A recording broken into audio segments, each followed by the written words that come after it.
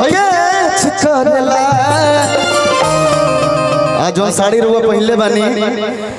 की रौरा सड़िया के रंग चॉकलेटी रौरा सड़िया के रंग चॉकलेटी वाला हमरा सटबे से मैच करेला रौरा सड़िया के रंग चॉकलेटी वाला हमरा सटबे से मैच करेला हम साचो में सुनर बाडू तू ये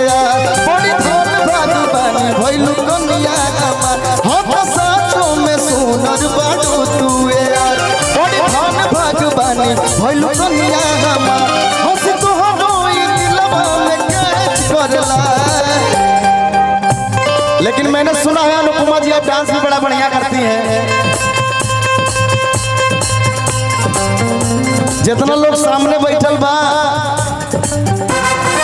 ई लोग के तरफ से कहत नहीं मान ली हमनी के पावर स्टार टीम के चेला हंसी तो होई दिलवा में कैच करला। अब मैं कुछ नहीं पूछूंगा इतना पूछूंगा हमारे पवन भैया को कितने चाहने वाले लोग हैं, जना हाथ खड़े करके बताएंगे। हमारे पावर स्टार जी को जो चाहने वाले जरा चारों तरफ से हाथ खड़ा करेंगे और ताली बजा के कहिए लोग कि तोहरा सड़िया के रंग चॉकलेटी बोलो हमरा सटबे से मैच करे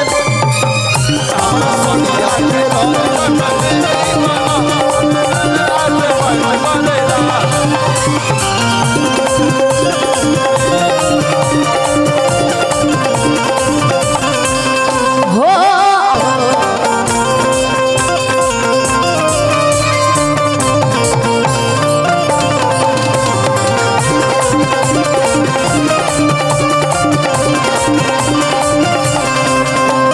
अनुपमा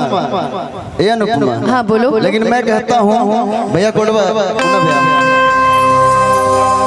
कि ना जान पुने कमान हम कइने सब कैसे सुना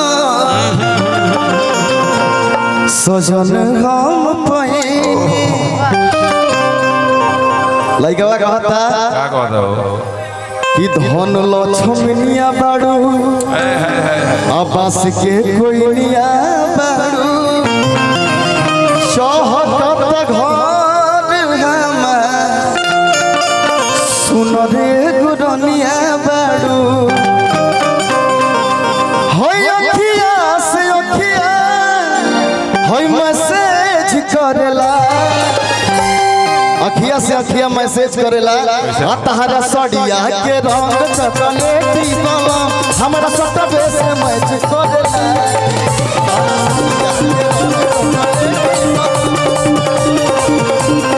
तहरा सड़िया के रंग चॉकलेटी वाला हमरा सटबे से मैच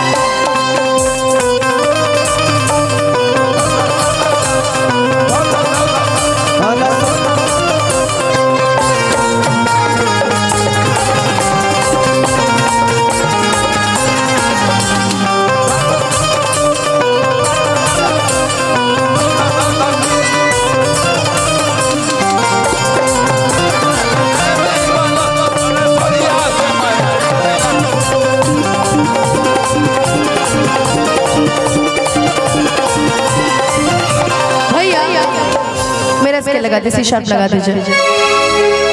और कुछ ट्रेंडिंग सॉन्ग भी हो जाए जो मैंने अभी हाल फिलहाल